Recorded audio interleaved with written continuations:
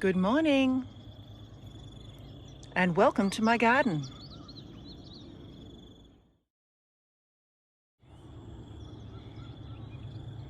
Well, we've made it to the new year. It's January, summer's here, the rains have been here and everything's growing crazy. You can see my pond area is kind of out of control. That will come into control at some stage. I have begun removing the rocks that were here. The rocks go, the jaboticaba goes, and then I can finish digging out the pond and begin spending the real money on the liner and planning the next stages. I was given some rosella plants, and so they're growing well around the boundary of the East Wedge Garden. I haven't got anything else in here at the moment. I'm not quite sure what to plant in here. I know I want this to be a companion to the prettiness of the pond, but I'm not quite sure what that looks like yet, so we'll get to that eventually. Contour one on the east. It's kind of turned into a perennial garden with the chilies here. I've got some capsicum growing. They're actually getting fruit on them. I've been looking forward to capsicum ever since we started this garden. All the rains we had earlier in the month and last month, well, we had it November and December, we had a lot of rain. My apricot plant looks like it's dying. However, all the leaves are soft and withered. Yeah, they're still soft. They're not even pulling off the branch easily. But the stems are still very green. I thought I might have lost the tree, but maybe it's going to come back. So we'll see what happens with that one. My chop and drop row has had its first chop and drop, and that was quite exciting. I've been picking the occasional papayas. They're only small, and they don't taste as yummy as I remember papayas tasting, but I'm sure they'll get better with time. This arrowroot we chopped down, and it has come back so strongly, and it's already spreading. So once again, I'm reminded of arrowroot and its wonderful value as chop and drop. My asparagus and rhubarb bed. I've picked a few feeds of rhubarb and it's been lovely. The asparagus is still growing, but they're not new spears. I say that and there's a new spear right there. So there are some new spears, but I feel like the bush is starting to come to its end. It's not as fresh and as young as it used to be. But that's all right. This rampant pumpkin vine has a few pumpkins on it, but I'm not satisfied with how many pumpkins it's actually producing. I put up a grape trellis and I planted 6 homegrown, seed-grown grape plants. They're doing okay, but it seems like they didn't like the transition from the shade house to the full sun. So the ones that are mostly under the pumpkin vines, they're doing far better than anyone else. But the ones that are out in the open, they're not doing so well. Number 5. And this one, number 6. Its top branches seem to have been very burnt by the sun or something. Actually, they look and feel just like the apricot vine. So maybe it had too much water. But it does have a nice new branch here, so we'll see whether that continues to grow. The chooks have moved over here and they're quite enjoying having this fire pile to play in and around and under. I've put weeds on top and they've jumped on top and scraped them all down and they're now spread around the base. They spend a lot of time underneath the pile. Haven't let them out this morning, so I guess I'll better go and do that. Morning, chookies. Out you come. Hey, Frolly. Hey, Nugget. Hey, Chook Chook. Hey, Ostrich. Hey, Linus. Hey, Dottie. Hello, girl. Chook Chook Chook. You friendly girl. Nugget's wings are starting to look a bit better. Having the rooster separated from the hens is giving them a break. Show us your hidey hole, girls. What's under there? Show me what you found. You're going to come and have a look at the phone instead. Chook chook.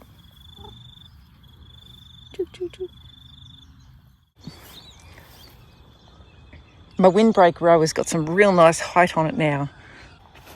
Feels really nice walking down the row. Some of the sugarcane is growing strong, and I should be able to transplant this one, maybe chop this one off and plant that section there that's dark. That's the actual part that'll be able to be transplanted. This light green part here, I don't think that will have any planting value.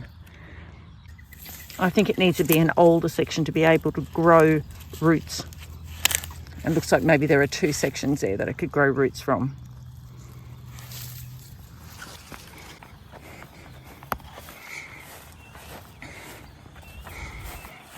My mango plantings down the side here are doing okay. Seems that this one has finally settled in and it's got quite a lot of good growth on it. So that's good. That's what we like to see. 3 new shoots coming off the one end and 3 there and 3 here.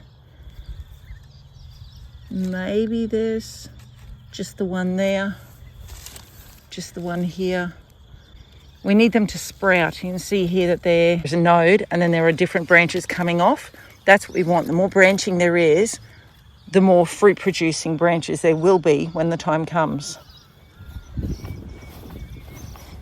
My custard apple is doing all right. It didn't really like being transplanted from a pot, but those branches still feel pretty strong. So they're okay.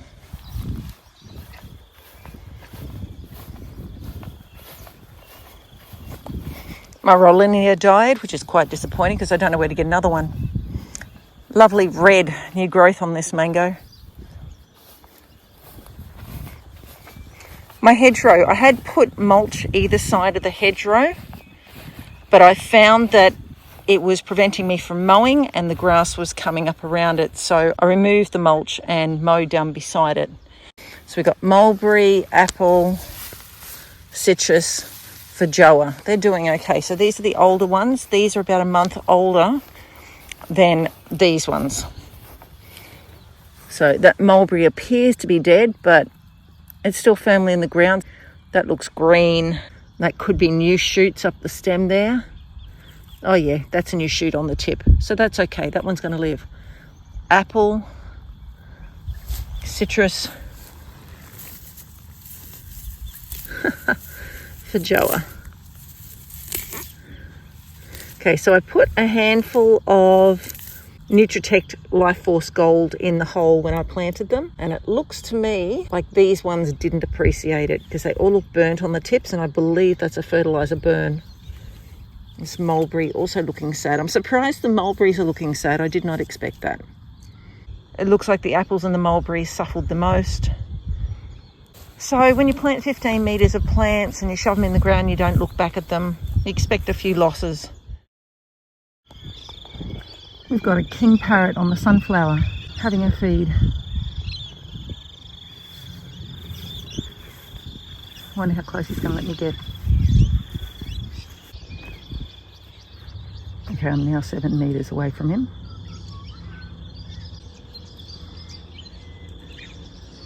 Now 5 metres away from him. Looks like that was quite enough for him.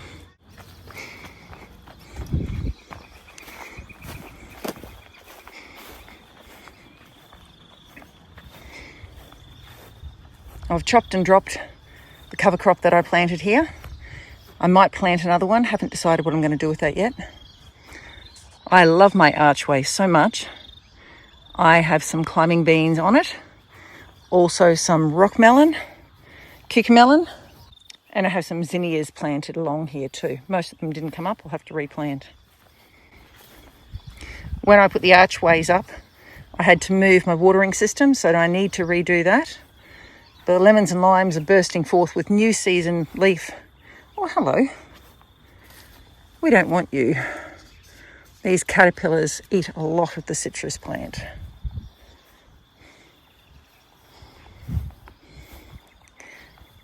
This Wedge Garden on the north was full of volunteer self-sown wild rocket plants. Looks like they're wilting off in the heat though. So I need to come up with a plan for this garden too. The mulberry can't stay that close to the pond either, so it's going to have to go.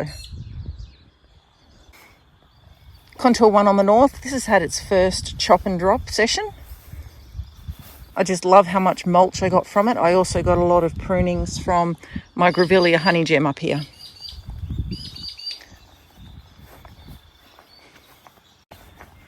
Most of these carrots are sown from the seed of last season's carrots. And the potatoes are all volunteers. Finally, I'm getting something coming up here. This bean plant is still going, still bearing for me. Not many, and they're a lot smaller, but it's lovely to still have fresh beans. My chop and drop row on contour 2 on the north, it's a mess, but that's all right. It's allowed to be a mess. It'll all be chopped, it'll all be dropped, and it'll be doing exactly what it's going to be needing to be done. The bees are really appreciating these flowers. I have cleaned up the vegetable side on contour 2. Pulled all the last season's vegetables out. I laid down charcoal, worm castings, and a full bag of mushroom compost. Tomorrow I'm going to be picking up a load of horse manure and adding that to it as well. And then I've got some sugarcane mulch sitting ready to go.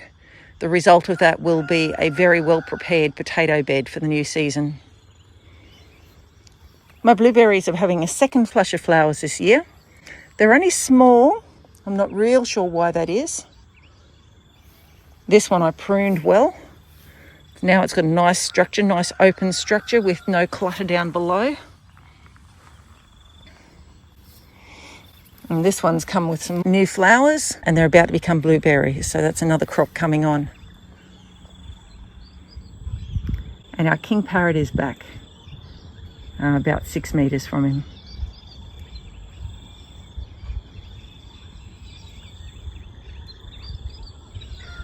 You can see on this sunflower close, you can see that someone's been eating here and standing on top, grabbing the kernels and then dropping the husks on top. Oh, there we go. Got a friend. Hello, birdies.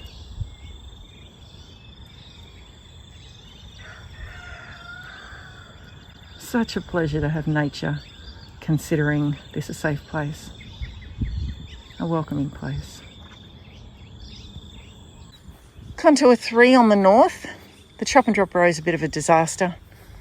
Once again, it's doing what it does, and then I'll chop it down and it'll become mulch. This side's got a bit more structure to it. The pigeon pea are growing well, so they can keep growing until they start to set seeds. I've had some watermelon come up. This is the watermelon I planted last season and it didn't come up. So for whatever reason, it's come up now. And you can see I've got some good fruit here.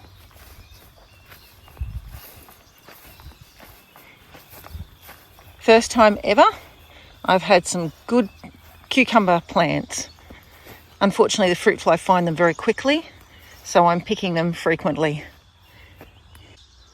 My pomegranates are growing. I've never had pomegranates before, so it's very exciting to see these growing. I'm struggling to get seeds to strike in this bed, so I'm going to have to plant them inside and grow them and then plant them out. A couple of passionfruit I planted to grow up this jacaranda. My zucchini and squash did not cope with the wet weather. They just melted. I've got to find a new time of year to plant zucchini and squash because they're not working. Sweet potato, I think I've successfully got one variety here, a second variety here, and a third variety here. So I'm going to have to be careful to make sure I keep them separated. And this crop of corn is growing amongst the sweet potato. It's interesting that this variety of sweet potato is not growing up the stems of the corn. However, I think this one absolutely would. So that's my garden.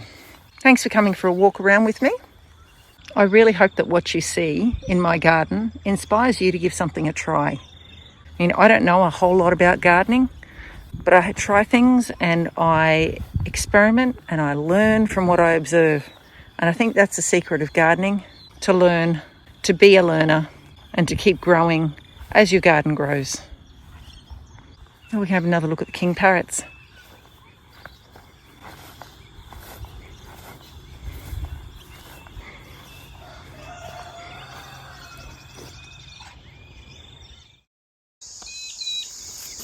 You can see here where the king parrots have been feasting on the sunflowers. They've pulled out the kernels, all the flower tips have fallen off, and then as they sit on top and chew it, the husk falls on top of the flower. Here's another sunflower they've been feasting on.